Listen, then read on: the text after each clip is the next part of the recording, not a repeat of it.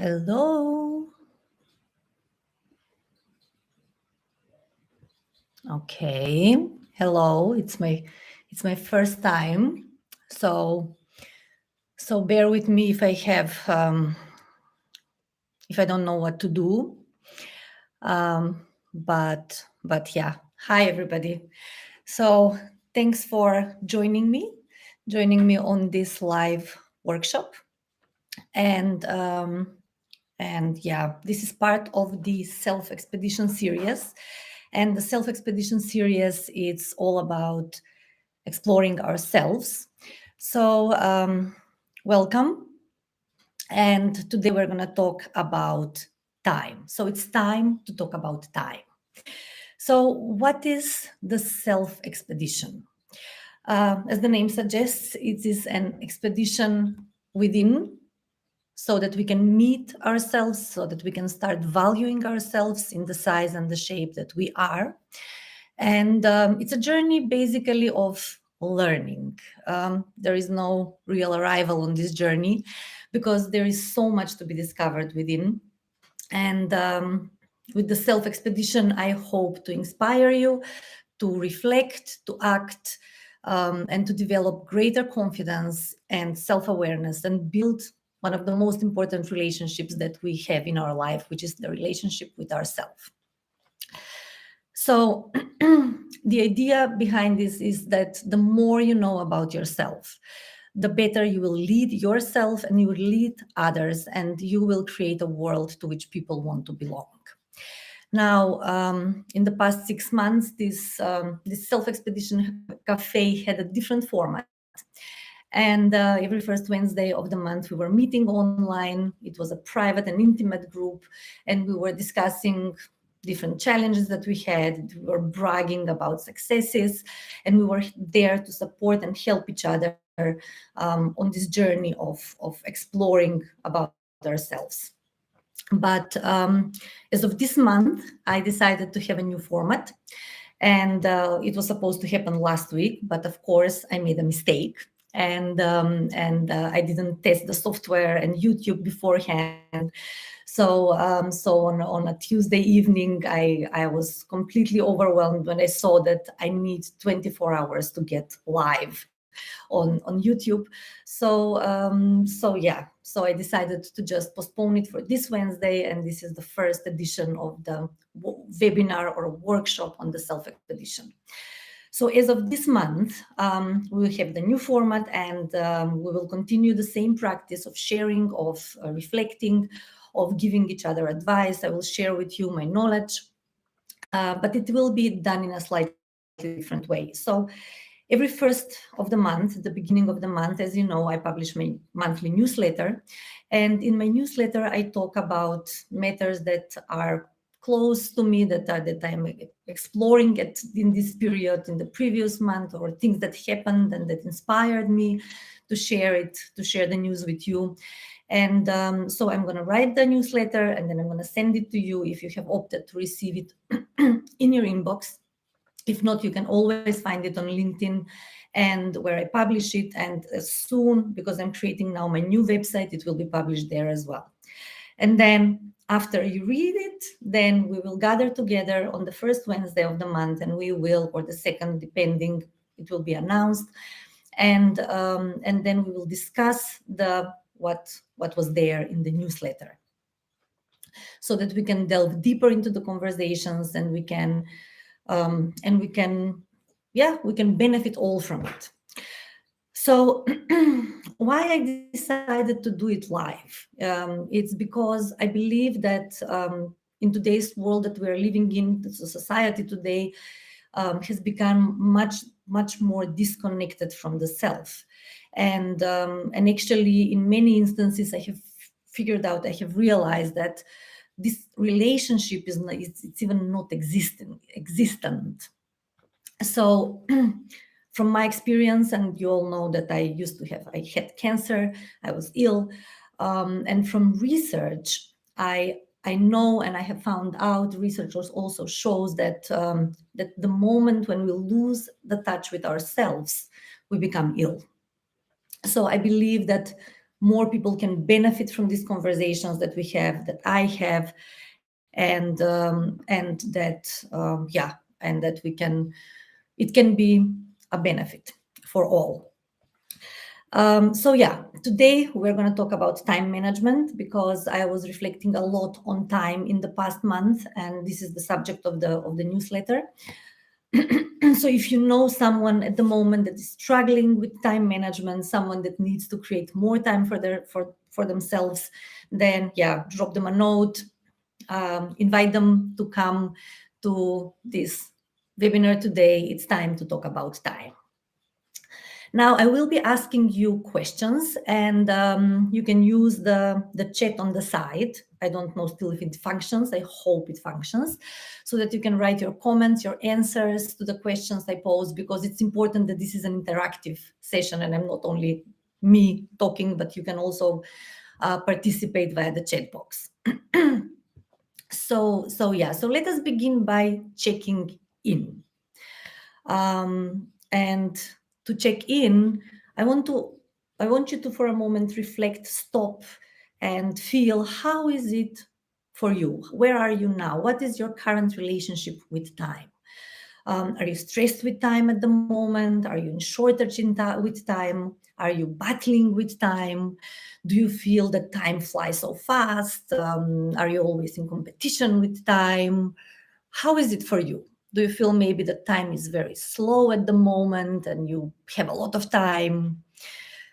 So tell me how it is for you at the moment, and you can type in the chat box.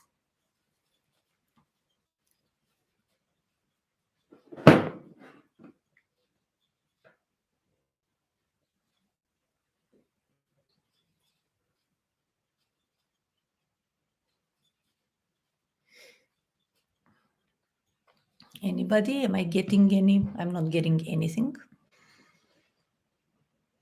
So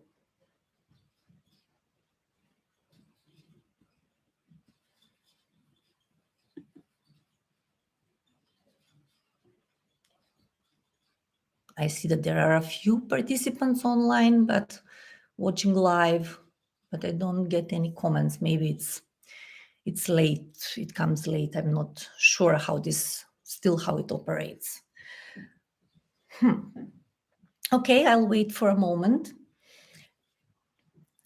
Maybe I will get something, maybe not.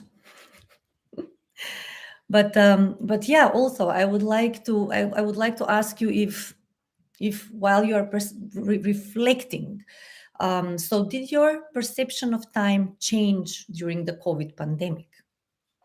I know that some of us at least became more aware of the passing of time. For some of us, home office was crazy. It was you had to deal with children, with all of the housework. For others, home office was amazing. I met a friend yesterday, and she said, when I'm in home office, the day has 36 hours. So obviously we have different perceptions of how time changed with the pandemic.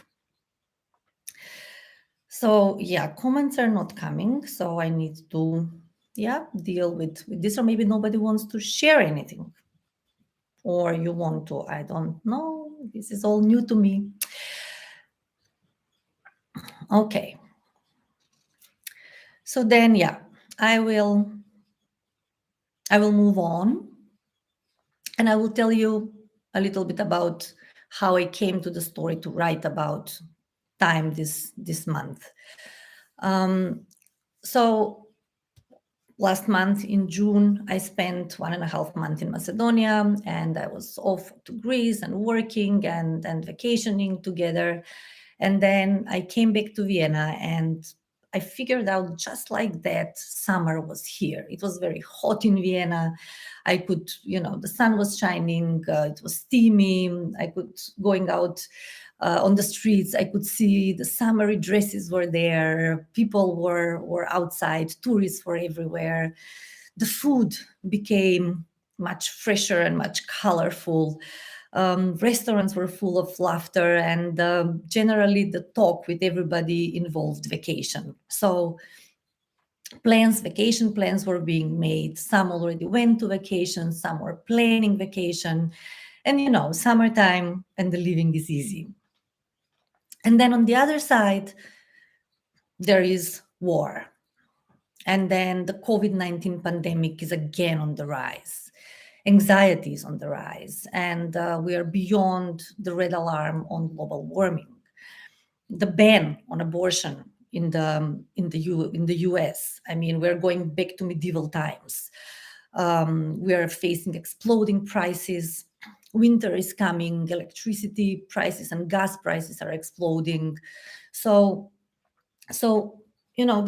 we're living in a time when all of this is happening, and there are these conflicting messages that we have to deal with constantly.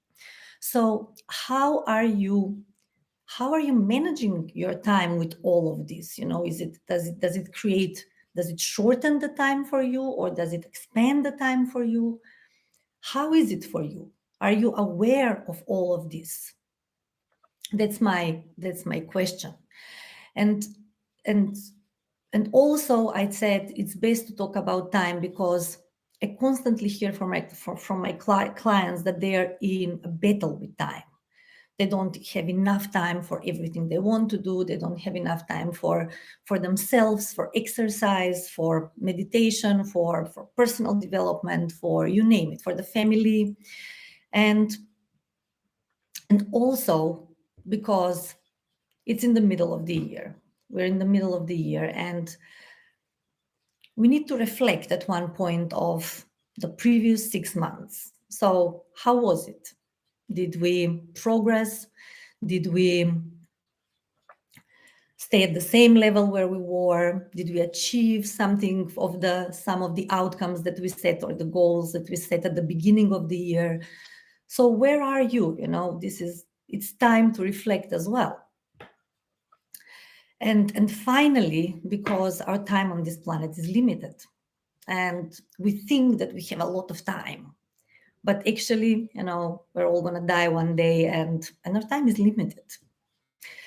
So the thing is that we all have a subjective experience of time. And our time perception, I'm going to read this, is a fundamental element of human awareness. Our consciousness, our ability to perceive the world around us, and ultimately our very sense of self are shaped upon our perception of time in loop that is connecting memories of the past, the present awareness, the present sensations, and our expectations about the future. So this is written in an article that I read, which is called "Feel the Time Perception as a Function of Interoceptive Processing," and you can find the link in the newsletter. So basically, it's all about how we perceive time. So if you constantly say to yourself, "I don't have time," what happens? You hear people that, when I ask people that don't read, when I ask them, "So why don't you read?" And they say, "I don't have time." Or when they don't go out and socialize, they say, "I don't have time." Or when they don't spend enough time with their loved ones, with their family, "I don't have time." When they don't invest in personal development, what's the usual answer I get? "I don't have time." Now, when you perceive time as scarce, when you approach time from a state of scarcity, and you constantly say it to yourself, you end up hypnotizing yourself, because whatever you say, you hear, you listen to it. So, and this becomes your subjective reality. If you are constantly without time, this is your reality. And it's very simple.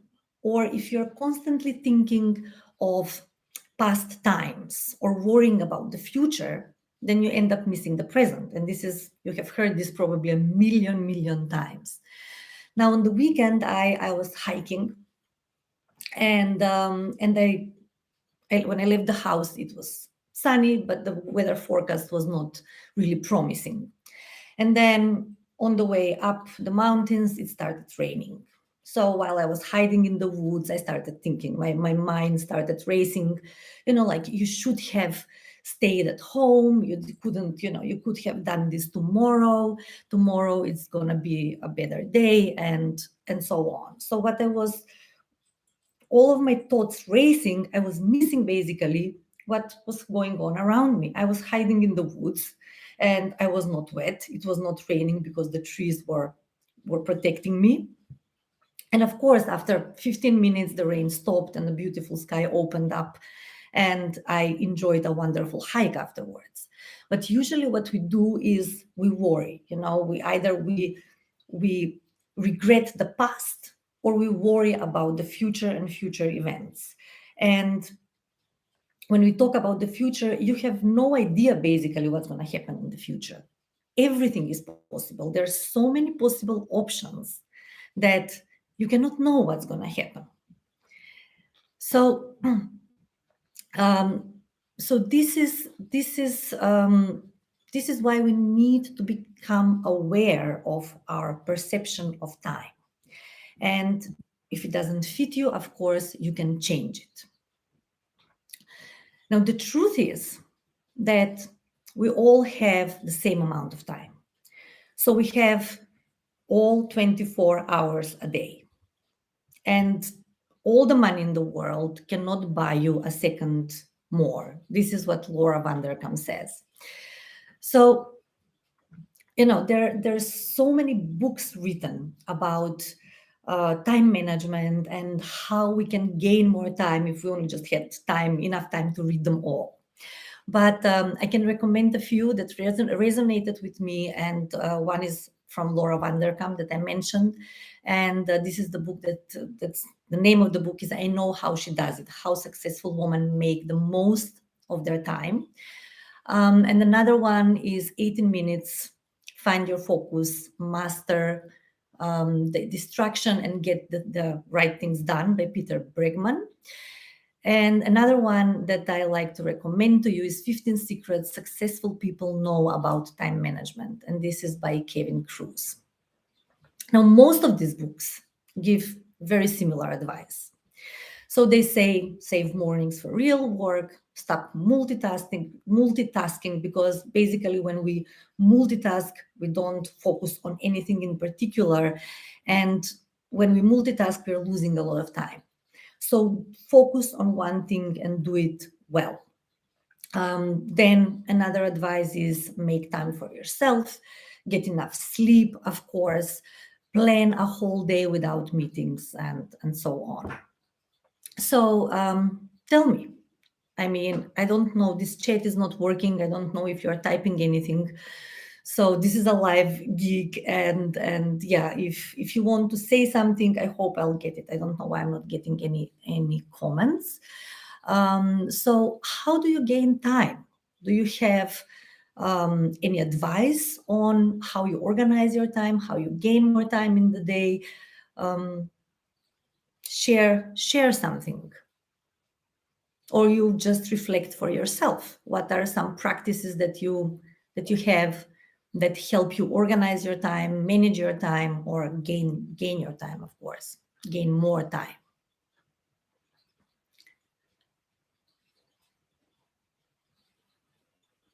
I don't know. Either no one wants to say anything, or I'm not getting any responses here, and this doesn't work. It's my first time. Okay. Then I'll move on with what I have prepared for today.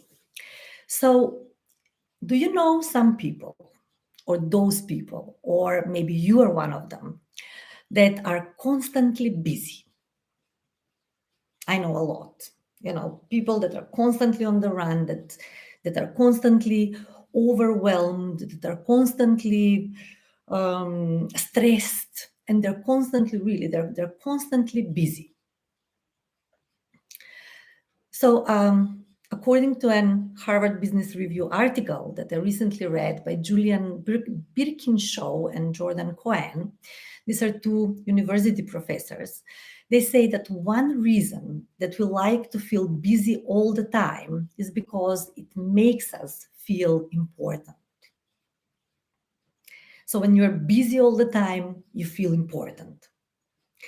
Now, busyness itself, it's not really productive. So when these two professors retrained workers to slow down and to think more about the task that they're doing, they gained, on average, 6 hours of desk work and 2 hours of meeting time per week. So what they advise us is before we plan, when we plan our days, when we do our to-do lists, is to ask 3 questions when we're planning our time. And the first one is, what items on my to-do list can I drop entirely? So question number 1 is, what items on my to-do list can I drop entirely? And then question number 2 is, what items I can delegate to someone else? What items I can delegate to someone else? And question number 3 is, what do I need to be doing, but I can do in a more efficient way? So what do I need to be doing, but I can do in a more efficient way? So for example, an app can do it for me. Now, the key to so many challenges with limited time is delegation, delegating. So you delegate the items that you can do to someone that can do it better.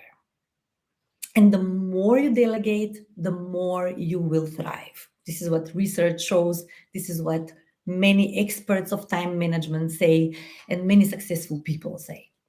So people who actively seek what items on their list they can delegate to other people, they report higher levels of productivity, higher levels of happiness, higher levels of energy, and they're less likely to feel overworked and to feel overwhelmed. Now, maybe someone will say, I cannot afford it. But really, the thing is that you can. You will always find a way to do what you want to do. So other people might say, and this is what I hear often is, but I can do it the best, and it takes less time for me to do it than to teach someone else to do it. Now, in the short term, yes, this is, of course, what it is. In the short term, you will invest more time in teaching someone else to do it. But then on the long term, it really pays off. So delegate as much as you can. This is from Kruse. Now, the idea is that you become aware of how you use your time each week. So how much time you spend on reading, how much time you spend on responding to emails, how much time you spend on socializing, how much time you spend on real desk work, for example, how much time you spend on meetings, how much time you waste on social media, how much time you invest in learning and development, how much time you give to yourself, how much time you sleep, how much time you give to your family, to your friends, how much time you invest in exercise, for example. So Laura Vanderkam, she advises us that we keep a log of our activities on a weekly basis. And then the idea is that you become aware of how you are using your time. And when you keep a log, you really become aware because you see it in front of you. And then you will for sure be surprised of how much time you have spent on something, on some of your activities. And then once you become aware, you can, of course, change it. It's much easier. Change happens. The first step to change is awareness. We need to become aware. Now, to me, when I talk about time management and when I'm I'm reflecting on my time is basically about focus. What you focus on during your hours of the day, what you give priority to. So to make time, you need to know exactly what outcomes you want to achieve. Because when you know your outcome, when you know the direction you're going, then you know what to invest your time in, what to invest your energy in. Because when you are focused, when you are aware, and you know the direction you're going, then there is no more sense in wasting your time and your energy on something that doesn't bring you closer to what you really want. So if your outcome is becoming more healthy, then you will invest your time in creating healthy habits, right? Or you will exercise more, you will invest more time in preparation of your food, you will read more about how you get healthy, you will educate yourself in this area more, so that this is how we can focus and we can create more time for ourselves. Or for example, if your outcome is getting promoted, then you will invest time in learning the skills for the new position. You will invest time in networking, maybe with the right people, in showing that, in creating reports. Now this comes off the top of my mind, creating reports that can show how you have progressed. So it's all about what you want. What do I want? It's a very simple question, but most of the time we do not have the answer. We know what we don't want, but we don't know what we want. So basically, it all boils down to the choices we make. Now, the real question to ask is, how can we use our time in a way that makes our time meaningful?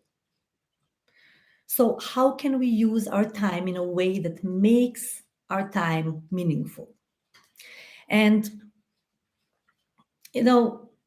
I bet you've heard many people say, time is money. Yeah? So what happens when this is your perception of time? Time is money. You're busy, you're stressed, you're overwhelmed, just the same as I don't have time. And of course, this is a completely different perception of time. Time is money, but it is the same thing in a way. It's the same structure. So here I want to share with you what the Greek philosopher Seneca said. And he said, if we think of time as money, we are valuing our time very cheaply, right? Because if you spend 1 hour with your children, with your loved ones, that means you are losing money. They don't pay you, right? So what do you say? Okay, I have someone that said, Yasminka, thank you. She says she has a routine how she gets more time. So she gets up early. She has a few hours just for her, and then she organizes the day calmly. Amazing. So yeah, this is what all of these books are saying, that we need to create our time, we need to organize, we need to plan, we need to give ourselves this time. This me time is very important. Thank you. So the problem, I think, and I hope you agree with me today, is that we have so many choices and we have so much flexibility and so many options to choose from how we use our time. So if we focus on what matters and what makes our life meaningful, then we're going to be using our time in a meaningful way. Now, we're all individual. It's what matters to me might be completely different than what matters to you, but you need to know what matters to you, because there is an opportunity cost to everything. When you make one choice to use your time in this way, you're losing a lot of other things. that you're missing on. And today there is this FOMO, the fear of missing out, that is very present. So of course you will miss something. We cannot have everything, but it's important to make that choice. And yes, this is in a way a sacrifice. So you can either make sacrifices on how you use your time, how you invest your time, or you can make excuses and you can waste your time. So how are you doing? What are you doing? That's yeah, it's very important to become aware. So two things. It's what's my perception of time? How am I perceiving time? And the second one is becoming aware of how you are using, investing, wasting, spending your time.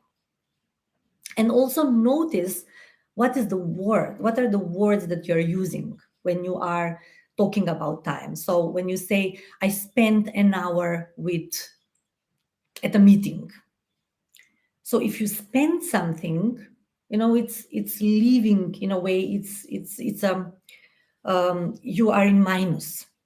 But if you invest something, if you invest your time in networking, if you invest your time, if you use your time with your family, then it is something we are gaining.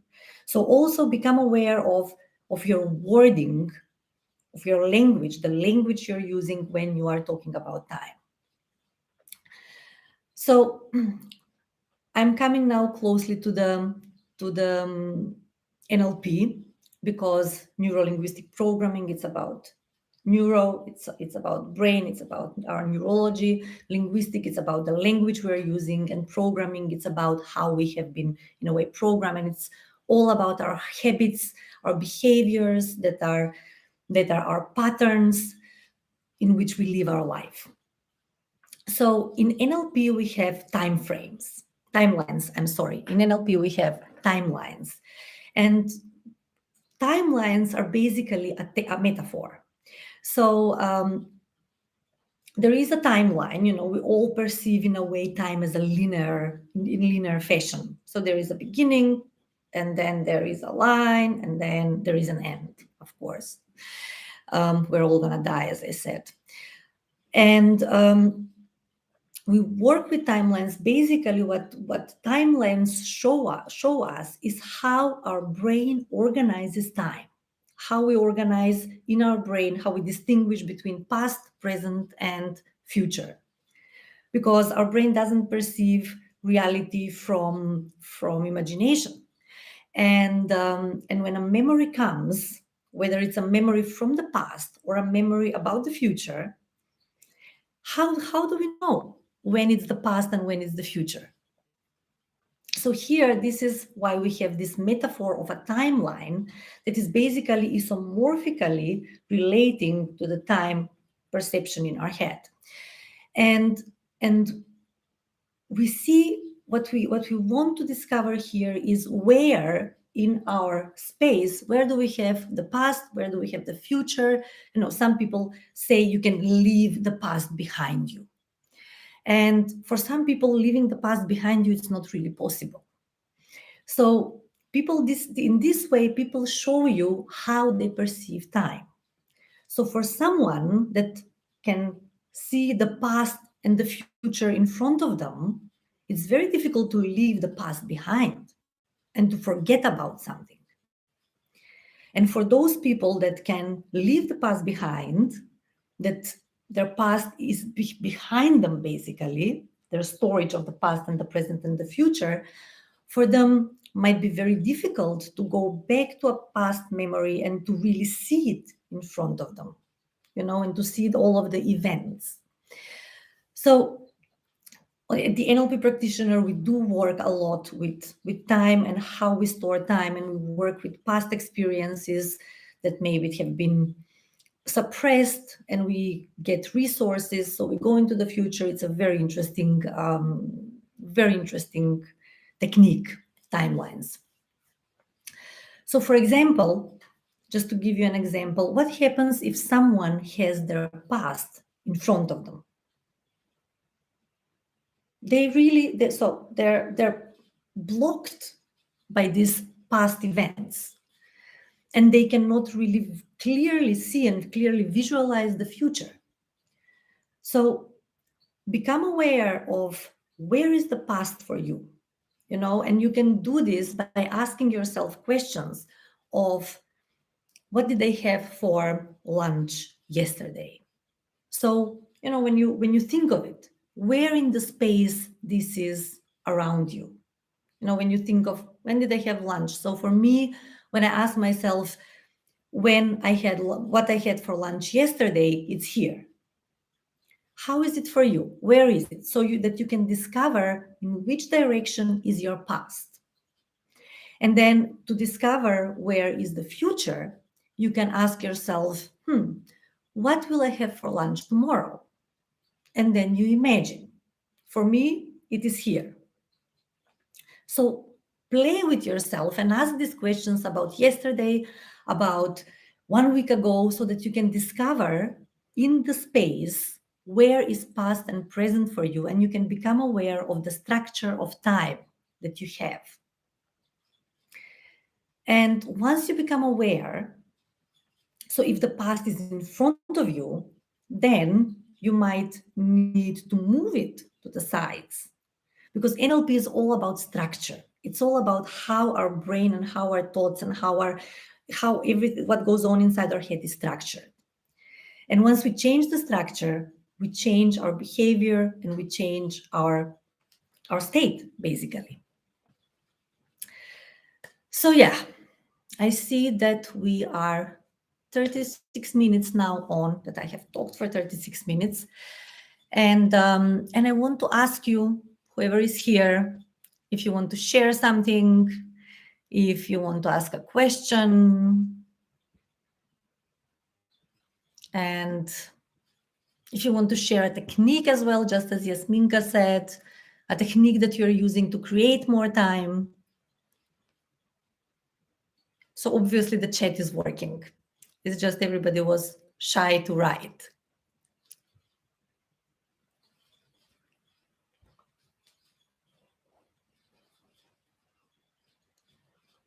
Anybody? Nope.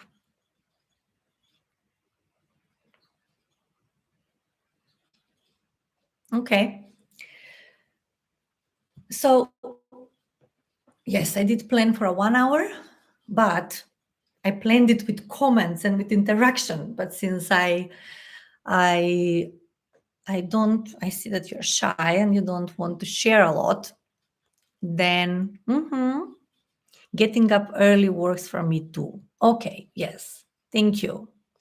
So yeah, getting up early is how we create a little bit more time, because in the morning it's peaceful and you can give yourself to some time to, you can invest time in yourself.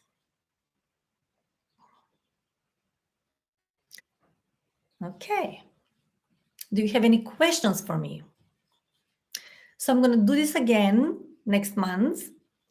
I will send you the newsletter, and then we will discuss from the newsletter, the topic from the newsletter. So if you have a question, if you want something, if you want me to focus on something, if you need if you have a question that you want to explore, then let me know. You can write here in the chat box. You can send me an email, contact@vianlp.com. Those of you that know me, send me a message, that know my number. And yeah, I hope really that I helped you today. I hope that you learned a little bit more about time. It was today. And yeah, I wish you a lovely day and a lovely rest of the month. And then see you then next month. And thank you for being here today. And thank you for supporting me. Okay. Ciao.